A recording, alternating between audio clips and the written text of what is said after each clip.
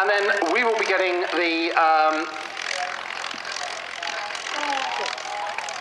Vulcan coming through at 16:05, 5 minutes past 4, and that will be initially in formation with the Nat. So that's something that's not been seen before. Meanwhile, we have Alistair Kay coming out in the Spitfire, and Steve Jones. Sorry, Alistair Kay in the Mustang, Steve Jones in the Spitfire. And they're going to be doing their initially pairs display and then splitting into individuals. Brendan, what have you got to tell us? Well, Melvin, I can tell you what I have been doing. I've been going around all the stalls, and wonderful things they are. I've bought one or two little things. So, ladies and gentlemen, please, don't rush up at the end. I think Melvin told you not to do that. There are lots of interesting stalls there. Amazing stuff. Do go in, check it out. As I say, I've just done a little bit of shopping. You know what they say, shop till you drop. No, what is it? When the going gets tough, the tough go shopping. Anyway, marvellous. That's when the, of course, Polish airman lands in the field and he has words with the farmer.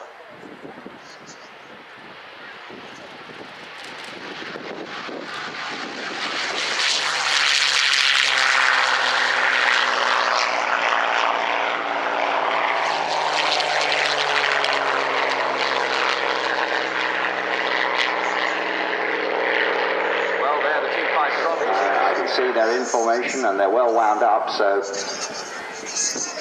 speed's coming on.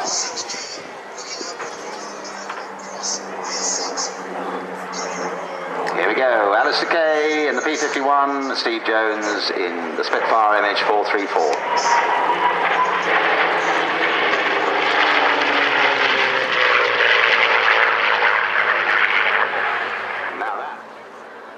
Originally flying the Sukhois and then on to the S-Back, so he likes to keep it in tight.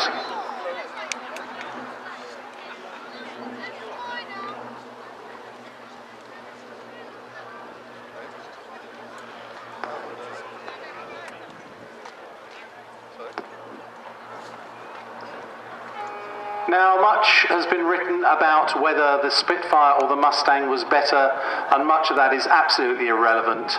There were two different aircraft designed at two slightly different times to do two different jobs.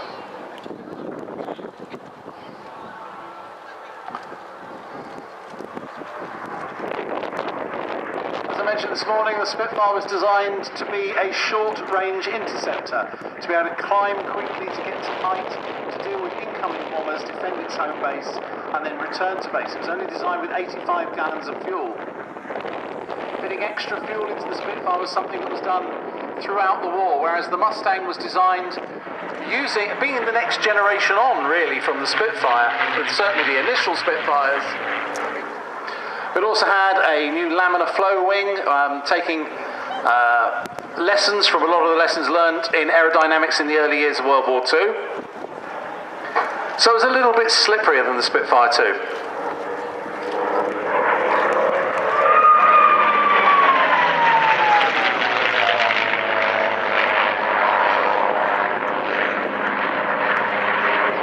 Marvellous whine there from the Mustang, of course, from the gun ports.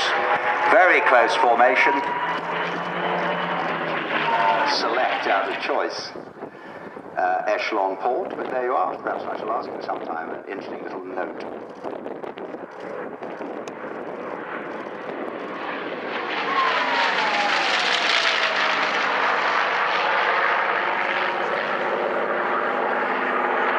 Mustang had something of an interesting early period. It was the result of a visit to the United States by the British Purchasing Commission, who were after fighters for the RAF. They eventually chose the Curtiss P40, and since Curtiss were maxed out making them for the United States Army Air Corps, it was decided that North American should make them. At that time, North American were only really known for making the Harvard and Yale trainers. North American didn't really like the idea of making somebody else's fighter, so they offered to design one that was better, and they were given 3 months, and just 139 days later, from the start of the story, the prototype Mustang flew. Very nice lead there, I think, by Alistair Kay, and extremely good piece of formation flying by Steve Jones. Alistair Kay really started off, as so many pilots do. I think it's a great way to start as a glider pilot. Indeed.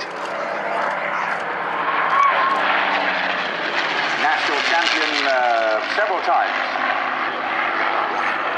as a glider pilot.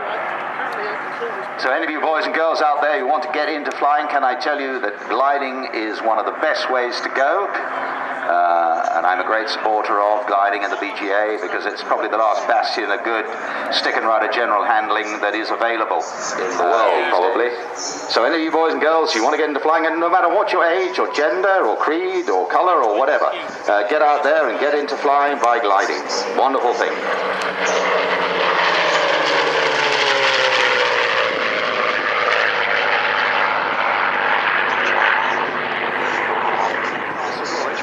Really big step up was the Mark V, hanging a much more powerful version of the Merlin. And eventually, a rather clever chap at Rolls-Royce called Stanley Hooker worked out that if you take the supercharged charge and compress it twice, you get way more power.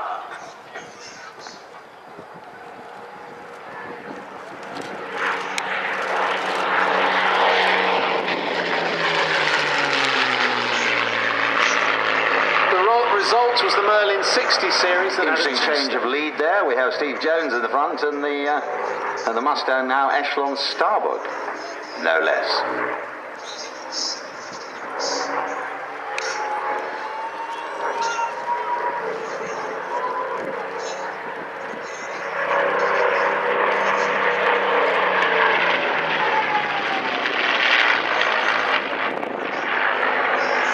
And again, that wonderful whistle of from the machine gun ports on the Mustang.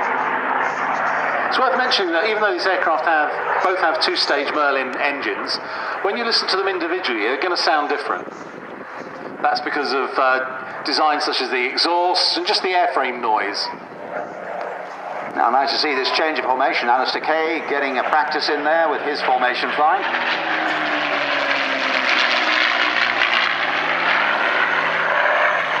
Alistair Kay and the P51 Mustang.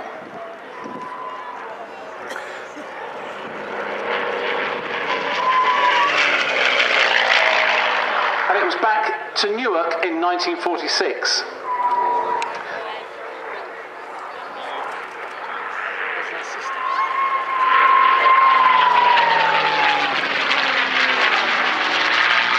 In 1947, it was sold to the Royal Canadian Air Force. And it was overhauled in 1953 with a total aircraft was changed.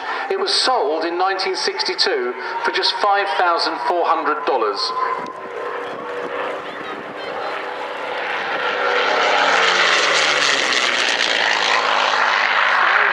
When he was 19 years old, because it was cheaper than buying a Luscombe. And he still has that aeroplane, he's just rebuilt it.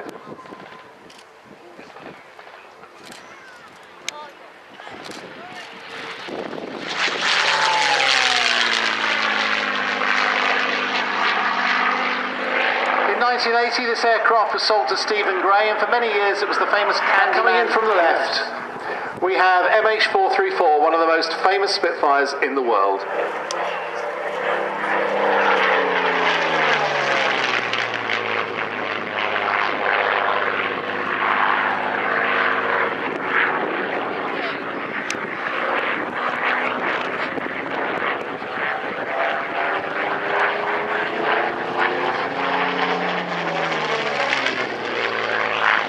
To 222 Squadron, flown by Henry Lardner Burke, and scored 7.5 kills.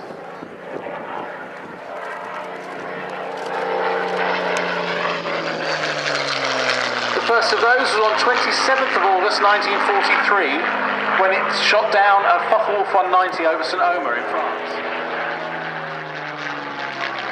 And I know many of you, ladies and gentlemen, will have seen this aircraft flown as the beloved mount of Ray Hanna, and of course before that Neil Williams, and Neil Williams too. So it's had 3 of the top 3 Spitfire pilots ever flying it, I think. With Alex Henshaw, Ray Hanna, and Neil Williams. There's not many more that get up that high, is there? Again, always worth looking at these landings, and as I said earlier, great to see that it's flown as I think it should be flown anyway, and many others do, because that's what it is, landing in the tail wheel configuration. The three-pointer.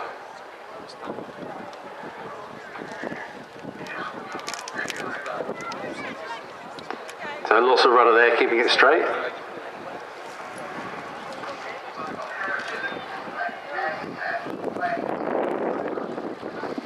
The landing isn't over until the chocks are in.